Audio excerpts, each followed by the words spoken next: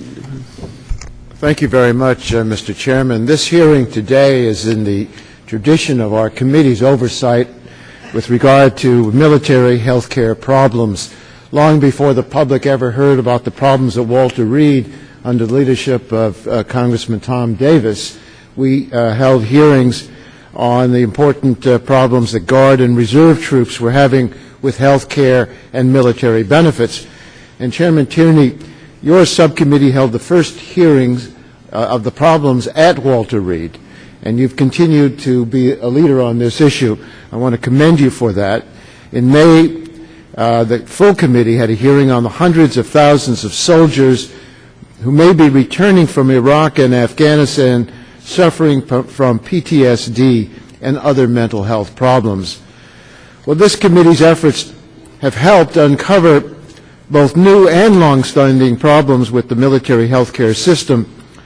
This oversight is some of the most important work that this committee does.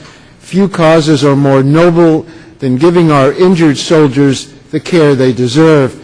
Despite the increased attention, the pace of change at DoD and VA is intolerably slow. Again and again we see the same thing. Blue ribbon task forces like the West Marsh Commission on Walter Reed or the Dole-Shalala Commission on Military Health Care provide detailed roadmaps to better care. DoD and VA representatives come before Congress and insist that things are getting better. And still the horror stories about problems with the military's health care system continue.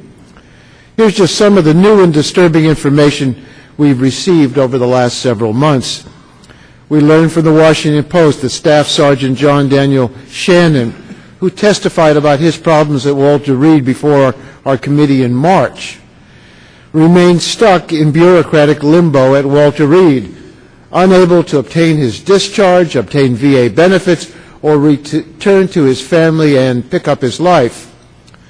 We've received deeply troubling reports from Fort Carson, Colorado, indicating that the leadership there seems to utterly lack understanding, a basic understanding, of the problems faced by ill and injured soldiers. Whistleblowers and investigators and struggling families have told the committee that soldiers with PTSD and PTI are being dishonorably discharged under the pretense of having pre-existing personality disorders. We've heard of one soldier who was ordered back to Iraq despite a diagnosis of PTSD and TBI. And we've heard press reports indicating that one commander at the base recommended discharging mentally ill soldiers simply as a way to get rid of, and I quote, deadwood. We've heard from VA that they have over 1,200 unfilled psychologists, social workers, and psychiatrist positions within their ranks, and that the VA is unable to provide even the most rudimentary estimates of the number of soldiers who will need mental health care or the cost for such treatment. And we've heard reports from the Army that suicide rates among soldiers are at their highest levels in 26 years, while 20% of Army psychologist positions are unfilled, and morale among Army mental health care providers continues to sink. We'll hear testimony from GAO and others today pointing to other persistent or emerging problems at VA and DoD. Well, I'm looking forward to hearing testimony from all of our witnesses today, and I'm happy that we'll have at least some good news, but I continue to be frustrated with the pace of improvement, and I worry that after 5 years of war, our military health care system is overstretched, with bigger problems coming down the line as soldiers are forced to serve more and longer deployments in Iraq and Afghanistan.